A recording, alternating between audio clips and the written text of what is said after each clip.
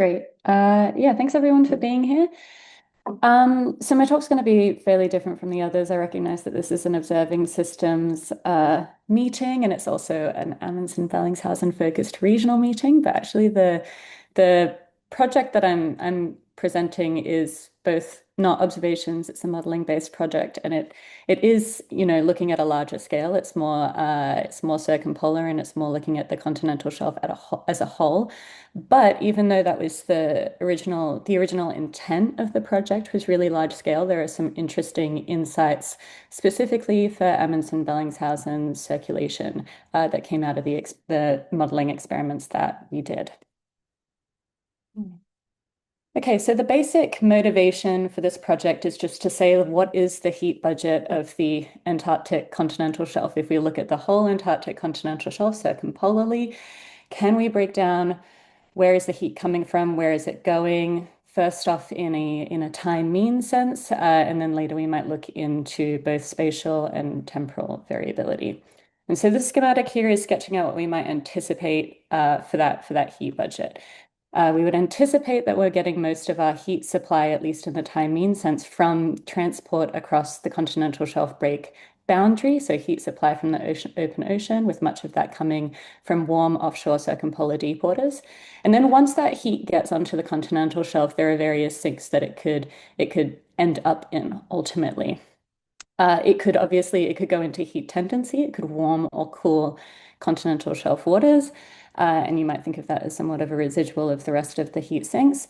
We could have heat loss to the atmosphere and to the sea ice fields. I've shown this as a unidirectional arrow, but in the time mean sense, but in time varying sense, we might expect at some circumstances we have heat gain from the atmosphere, heat loss to the atmosphere, but in an integrated time mean sense, we would expect cooling, and so heat loss to the atmosphere around Antarctica. And then we've got these two other sets of arrows. We've got heat loss to basal ice shelf melt, so heat driving melt and the latent heat of fusion involved in that transaction, and that process is occurring both in ice shelf cavities and also at carved icebergs. So we can have heat loss to iceberg melt or carved land ice melt. And so an obvious sort of follow-on question for just kind of sketching out something like this is what are the relative magnitudes of these heat budget terms? What do we understand about them?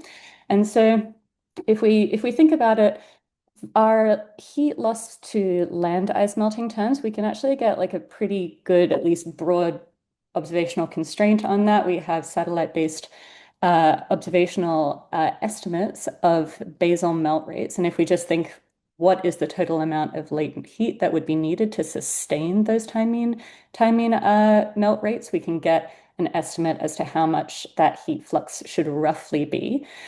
Same with iceberg melt, with a bit of a caveat here being that some of those icebergs would be expected to escape the continental shelf prior to being melted. So some fraction of a 14-ish terawatt flux and about a 15-ish terawatt flux sustaining basal ice shelf melt. So together, I don't know, anywhere between something like 20 to 30 terawatts just going to the latent heat of fusion needed to melt what we observe to be current ice discharge rates from the Antarctic ice shelf.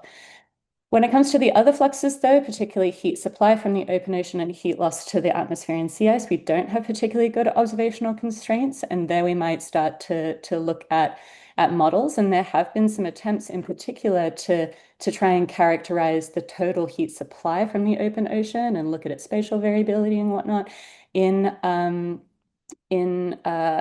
ocean models.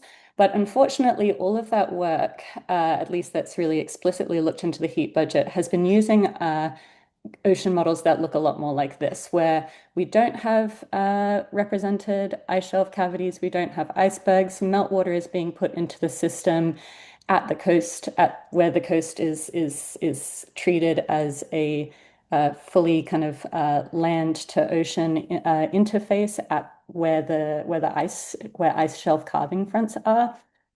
And and oftentimes that meltwater is put in without any accounting for the latent heat exchanges that would be needed to melt it. And this is due to historical reasons and kind of just like the history of developing these models over time. And so oftentimes, so this heat flux term from the open ocean has been attempted to be quantified in a few different studies, and it's been given numbers anywhere between early low 20s to 30-ish terawatts. But in that system, because there's no in these simulation studies, because there's been no representation of heat loss to land ice melt, all of that heat supply is necessarily lost to the atmosphere and sea ice fields. And so you might notice that these numbers are relatively low. They're on the order of magnitude of all the heat that would be needed, that we have an observational constraint at least should be lost to land ice melting. So we can expect that if we then reintroduce latent heat losses or heat losses to the process of land ice melting to our simulations, that might completely rearrange our understanding of the heat budget of the Antarctic continental shelf. And so in the process of that rearrangement, we may learn things about Antarctic circulation. We may have to change some of our understandings. And also we would expect some of these numbers to change pretty significantly. So in this study, we're now really at the stage, fortunately, we're representing ice shelf cavities and representing thermodynamic basal ice shelf melt more at the pan-Antarctic scale in simulations is becoming much more attainable. And we also have maybe less complexity available for us commonly in terms of iceberg modeling, but we have some ways of parameterizing those melting processes that are somewhat like heat conserving, energy conserving. So in this study, we work with a pan-Antarctic or Southern Ocean MIT GCM setup. So it's just ocean sea ice with interactive ice shelf basal melt and a prescribed constant but latent heat consistent iceberg melt field. And we have this simulation and we're looking into, basically we have the opportunity now to try and characterize the continental shelf ocean heat budget, characterize its variability both spatially and temporally in this heat budget, in this system when now we are actually representing those heat fluxes to ice shelf, to ice loss. The second thing that we have the opportunity to do here is then ask the question of how does this representation from our baseline simulation change if we were to prescribe a situation where we turn off all those heat fluxes to ice shelf melt. Basically, we're trying to identify what biases may have been introduced by in previous models and previous studies by using ocean models that don't account for this heat flux, and also just understand on a very basic level, there's a huge heat budget term that is missing here, and how has the system how have these models been adjusting to that so that we are seeing something that's actually like relatively sensical? Like our ocean models of these regions don't look completely terrible, and yet they've been missing very, very large heat terms. So how does the heat budget adjust? And then kind of finally, which is actually what I'll be focusing on today, I'm going to kind of gloss over a lot of the sort of larger scale conclusions from this study, but just what can we learn from these simulations and these perturbations about the drivers of ocean heat transport in different regions around Antarctica? And here I'll show you some of our thoughts from the Amundsen Bellingshausen sector. So this is my one slide kind of summarizing what I usually spend the whole talk talking about, which is the heat budget results. But just to give you an idea of what we're looking at, over here, I've got this bar chart showing you the heat budget breakdown in our reference simulation. So this is the one where we are representing heat fluxes to basal and iceberg melt. And so the size of this column here is the time mean total heat supply to the continental shelf by heat transport across the continental shelf break. And so we've got about 38 terawatts of heat supply to the whole region. And then in the time mean sense, how that breaks down continental shelf wide is that about 15 terawatts of that is going to the atmosphere, about 15 terawatts of that is going to basal ice shelf melt. and about a little over 7 terawatts of that is then going to iceberg melt, which is in line with our expectations, just based on kind of those observational estimates. So really large amount of the heat budget is of the supplied heat is going to these heat sinks that were not typically being represented in ocean models. So what happens when we get rid of them? When we suppress them, so just to be specific, when we're suppressing these heat fluxes, we're still prescribing the freshwater flux that is coming from that was modeled in our control simulation. So we still have freshening that's associated with these meltwater fluxes, but that freshening is not associated with any heat exchange. So it's a purely freshening flux. And so what we have is a dual response of both the total amount of heat that is supplied to the ice shelf, to the continental shelf, reduces, and all of that heat is going to the atmosphere. So heat loss to the atmosphere and sea ice fields increases. The increase in surface heat loss happens pretty much everywhere, and that's got to do with sea ice thinning due to warming around the shelf, as we removed this heat loss term. But the heat supply, the dynamics of the change or the adjustment in heat supply are a little bit more complex, and that decrease in heat supply only really occurs in dense shelf water overflow regions, where we see a reduction in dense shelf water formation, reduction in its volume and density that reduces exchanges of dense shelf water and CDW at the continental shelf break, reducing the total poleward heat transport in those regions.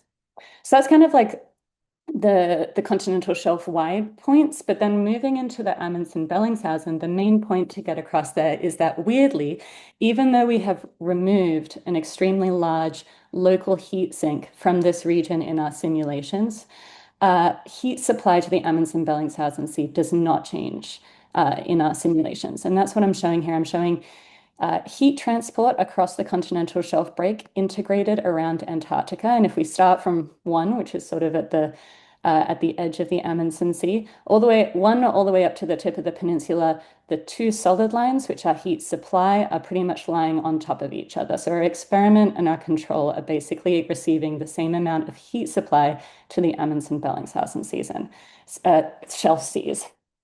That heat ends up getting redistributed in some interesting ways, but I want to focus just on the insensitivity of this supply term because I think it implies some really interesting things about dynamics. So the main points to say is that the cross-slope heat supply does not change despite various other large changes to the region's hydrography. The main ones being that we see in our experiment a reduction in offshore freshwater export by a thinned sea ice field. So that's what this anomalous field is showing here. The negative anomalies are saying that we have less freshwater being taken out of the surface field. So we actually have freshening of this whole surface region by changes to the sea ice field. That results in strong changes to stratification. We have surface freshening in this region, and we have increased stratification. We have strong changes to the general hydrography of this region. And we also have an acceleration of the Antarctic slope current and the Amundsen undercurrent in this region. So we have changes to current systems that we would typically associate with supplying heat to the Amundsen shelf region. So despite all those things, all those changes, we don't see an increase in the heat supply to the shelf sea here. And that's somewhat in contrast to 3 recent papers that propose basically the first 3 steps of that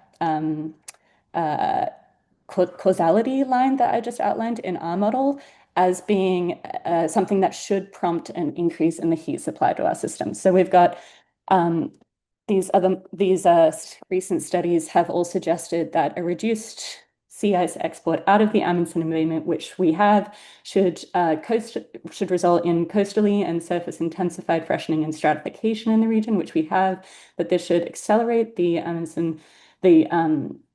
the Antarctic slope current and Amundsen undercurrent system, which we also have. And then they make the implication that this accelerated undercurrent implies an increase in the poleward cross-slope heat transport. And we don't show that.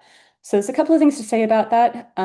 This last point is often an implication in these studies.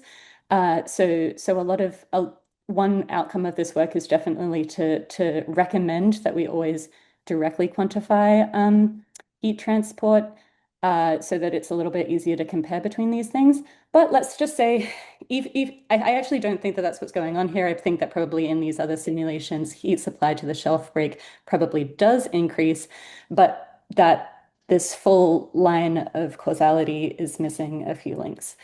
So basically what we've suggested based on comparing what is suggested based on comparing our control simulation to the simulation where the heat fluxes are turned off, but the freshwater is the same. And we also have another simulation where both the heat and freshwater fluxes are turned off. And we find that that really does impact the poleward heat transport across the shelf break. And this suggests to me that interactive basal melting is really, really important to the dynamics of heat supply across the shelf break in the Amundsen region and potentially also in the Bellingshausen. And this is in line with other sort of regional idealized modeling studies that have shown that that indicate that the active upwelling and overturning within the ice shelf cavity itself is important for dynamically steering warm water onto the shelf at the shelf break, and that changes in meltwater rates are required to prompt changes in cross shelf break heat flux. So a little bit of a different direction of the causality here, and I would suggest a reconciliation between some of our results by suggesting that the coastal surface freshening initially increases basal melt rates more directly by reducing heat loss from a coastal circumpolar deepwater reservoir, and that those increased basal melt rates actually are necessary to prompt an increased cross-slope heat supply. So subtleties in terms of the dynamics here, but I think interesting in terms of better understanding what is necessary to change heat supply to these regions.